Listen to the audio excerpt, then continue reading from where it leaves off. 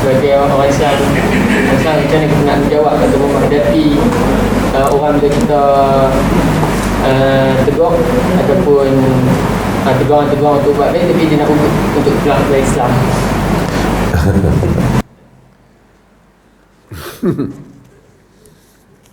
Kita tanya pasal siapa ni?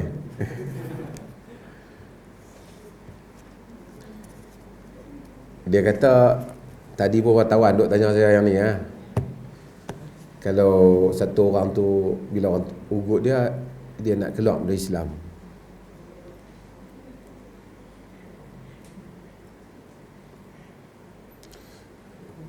Dia ada dua keadaan.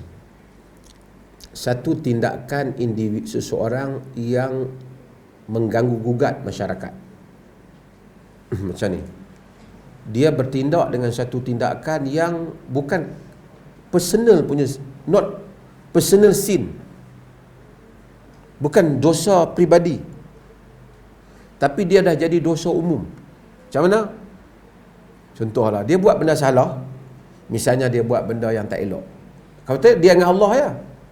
Tapi dia bubuh dalam Instagram, dia kempen. Dia bagi jadi orang semua support benda salah tu. Dia bagi orang like. Ini dia bukan jadi dosa peribadi, dia sudah pergi pada dosa awam. Dia encourage dosa pada orang lain. Kalau setakat isu dia peribadi, kita mesti pergi pada peribadi dia. Bagi tahu jangan buatlah benda ni.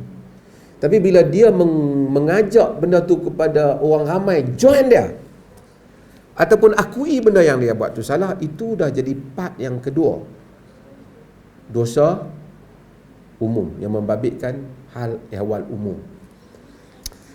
Apabila membabitkan hal ehwal umum, maka kita kena membuat ulasan secara umum. Kena bagi tahu apa yang A buat ni salah. Padahal dosa hak dia buat tu patutnya tak habaq kat umum, kita pergi bagi tahu dia lah pasal dia dengan Tuhan je. Tapi dia publicizekan dosa dia. Itu dia kena bezakan. Jadi kalau bila dia publicizekan dosa dia, mungkin akan ada orang pun kritik secara terbuka. So dia patutnya sesiapa saja yang macam ni, dia jangan nak salahkan orang saja, dia kena salahkan diri dia juga. Of course, ada lagi orang yang macam tu, tapi dia pun tak publicize. Mungkin orang pergi jumpa, approach dia secara personal. Tu salah buat macam ni, tak baik kan. Namun tak payah ada bising-bising. Kita pun kalau tengok ada orang macam tu, kita tak payah bising. Dia saja, pergi jumpa dia. Faham bahagian ni?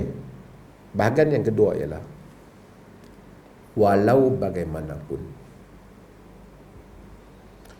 rahmat Tuhan ni meliputi semua orang.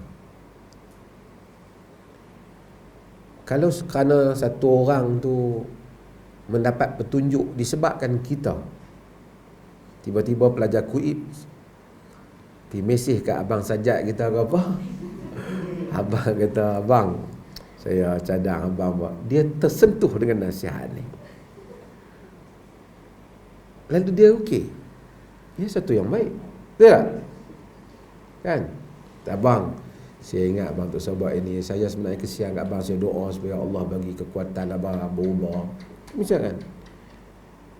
Kata Nabi dalam hadis pada Ali bin Abi Talib, riwayat Imam Muslim, la an yahdiyallahu bika rajulan wahidan khairan laka min humurin na'am. Jika sekiranya disebabkan engkau Allah bagi petunjuk kepada satu orang, lebih baik daripada humur na'am, daripada unta merah.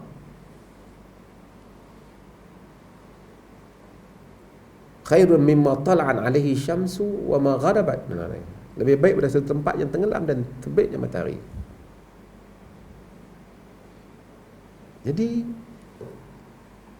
rahmat Tuhan masih terbuka untuk siapa pun dakwah kat dia.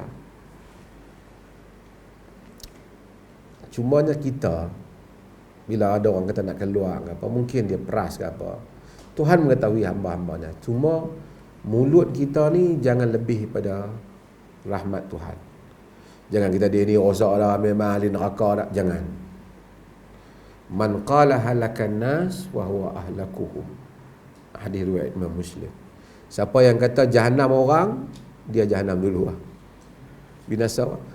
Mungkin hari ini keadaan dia macam tu, kemudian dia bertaubat, kemudian dia balik pada Allah. Mungkin ada orang yang telah berjasa, telah mengembalikan, memujuk dia supaya balik pada jalan Allah. Kesemuanya dosa yang dia buat tu salah, tapi lagi yang membunuh 99 orang dan 100 orang lagi Tuhan ampunkan.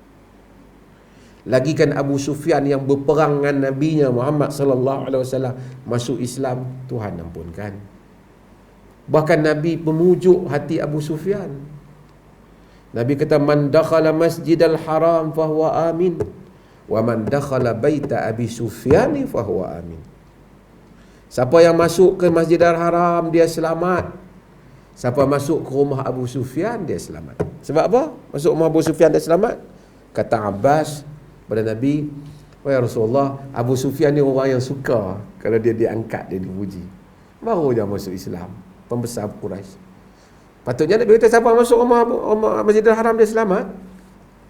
Nabi tambah, wa man dakhala baita Abi Sufyan fahuwa amin. Siapa yang masuk rumah Abi Sufyan, dia selamat. Ada orang macam tu. Jadi mungkin ada orang pergi abang, tak usah abang, pergi elok sikit, kita gunting rambut, pergi nampak sikit, pergi main gym sikit, pergi naik sikit. Kan? Dia pun kata okey juga, kan? Itu pun rahmat Tuhan, siapa tak tahu. Selagi orang tu tak mati, Tuhan Maha mengetahui. So macam itulah. Hak mana salah public, kita perbetulkan. Tapi tak payah kita lebih pada Tuhan. Dia ni memanglah teruk dah, memang ahli neraka confirm dah, aku duk nampak dah. Jangan silap-silap.